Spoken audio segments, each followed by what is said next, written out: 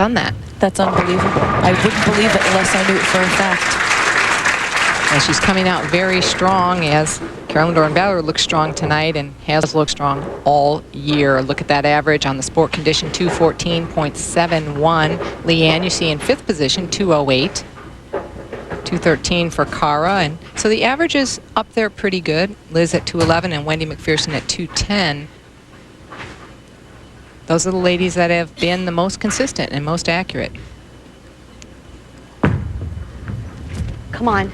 Now, Carolyn being the only straighty with 4 ladies that like to hook the ball could be an advantage, because the 4 ladies may be, well, Leanne may be experiencing a little transition because they all played the same area. The heads may burn up a little bit, the front part of the lane, or the oil may carry down. But it definitely helps to be tournament leader. Look at that, out of 15 tournaments, top seeds won 10 times. Only once has someone come through from the number 5 seed, and who was that? Our tournament leader, Leanne. She came through from number 5 to win one of her titles, but Carolyn Dorin-Ballard's trying to do that tonight.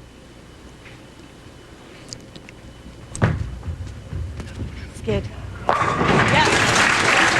She's on fire, but she keeps it simple. She called for some skid. She got it.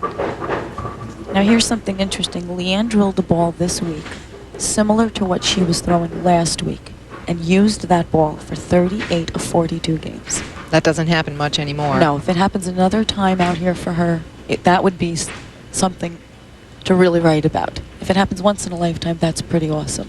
She only changed balls like on 1 and 2, and then the pair following that, which that sometimes the end pairs in a house hook a little more or a little tighter, and she found that pair to hook more. So that was really her only change. Now you can see Leanne, 4-step delivery, really low knee bend, but look at that extension.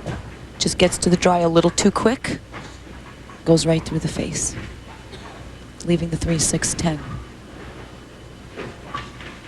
225 average this week for Leanne Barrette. That sure helped her to go 18 and 6 in match play. Those bonus pins are huge. Well, you know, she's trying to win back-to-back for the first time ever. And Kathy, earlier you asked her if she had a different focus going for back-to-back titles. No, tonight's just, you know, like this. That was last week. This is this week. Tonight is just tonight, and I'll do the best I can, and, you know, hopefully things will work out. Tonight is just tonight. Tonight's just tonight. Now, she had some problems. You talked about some minor injuries, Kathy. She had some hip problems. She made a change in her stance at the beginning to help that. She worked with Mike Nitre, who is a certified Team USA coach, and he got her to just bend her knees a little bit in her stance. Right as she begins to move, she bends her knees, and that has alleviated her hip pain. Something so small and minute gave her the biggest result. Oh, I thought she was going to get a strike out of that. You could see it, right? Because she used to stand firm like that and then make her move. Now you see her balls made a big skid to the right, barely clipping the head pin, but then tripping the 2 and only leaving the 10. Very fortunate. It's funny because she was so amazed that just bending those knees took such pressure off the hip, and it does. Little things like that will help injuries. Absolutely. And she converts the spare, although that was her weakness this week. She said too many missed single pins. We aren't going to tell you how many. No, and she was not very happy about it. No, she was not. Don't blame her. Professionals really should not be missing single pin spares unless something strange happens with footing or grip or something. But as a rule, they would not miss single pin spares.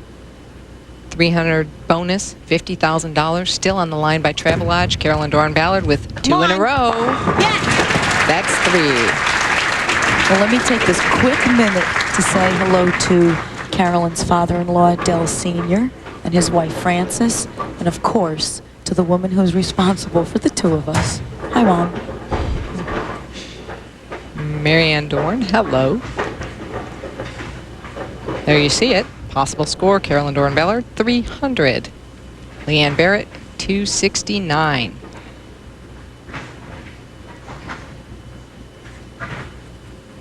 Carolyn keeps her equipment very simple, too. She's been using the same 7 or 8 balls and just adjusting the surfaces, shining when the lanes start to hook, putting a little more surface on the ball when they're a little tighter. She's backing up and looks like checking her grip. Career titles, look at that, Leanne Barrette, 23 as you mentioned. Carol Giannotti, no slouch with 16. Carolyn Dorin-Ballard, 15, but started the year with 10. Yeah, that's impressive. Tammy Turner, 4, and Kelly Kulik is still waiting for number 1. And I don't doubt she won't get it. I don't think it'll be a long wait. No. So Carolyn wisely stepping back. Something didn't feel right. Fourth frame. Good shot. Sorry. Comes up a little high, leaves the 4-pin. Still a nice aggressive shot. You heard her say, good shot, it's all right. So right now, working on 3 in a row to start the match. She just wants to stay in that pocket and shoot her single pin spares that she might leave.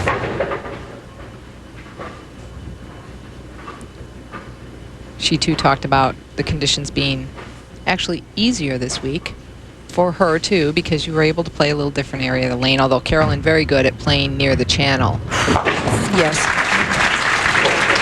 Well, there's just a few frames left to name the Jacksonville Open champion. We'll be right back, find out who it is. While we were away, Leanne Barrette threw a double. So it's a close match. Carolyn Dorin-Ballard can shoot 279 and Leanne Barrette can shoot 269, and this time she gets a break when she hits the nose. Coming up a little high in lane 18, only leaving the 4-7. She was lucky there, though. She looked like she fell off it a little bit at the point of release. Therefore, it checked up a little soon. But she was lucky just to leave those 2. Easy spare. Plastic ball shooting cross lane. Plastic ball doesn't move, so you have faith in it. Wherever you throw it, that's exactly where it's going to go. Well, we talked about it being a close one for Carolyn in position round, and you asked her what it's been like to be so close to just making the show. Last week, I just think I made some errored shots when I really needed to win matches, and that's what made it close last week. This week, I was just lucky to be there. You know, Kelly made an errored shot in the 10th frame, gave me the chance to stay in the show. This week, I felt a little mental fatigue. I found my focus going all over the place, so maybe I was a little tired, but hopefully I can catch up the next 2 days and be okay. Well, she'll need to catch up now because she's down in this match now by 2 pins. And it appeared on lane 17 that she moved in deeper. So she made the adjustment off that 4-pin. Leanne Barrette now stepping up in the 6th. She's working on a double.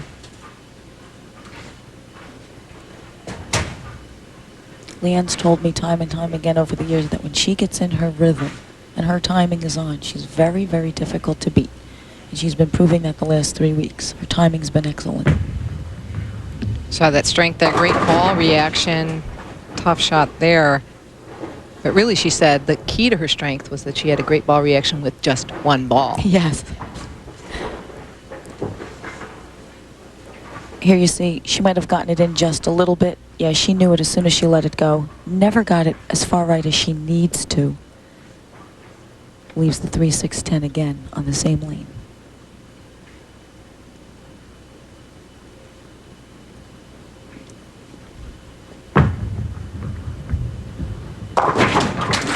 Covers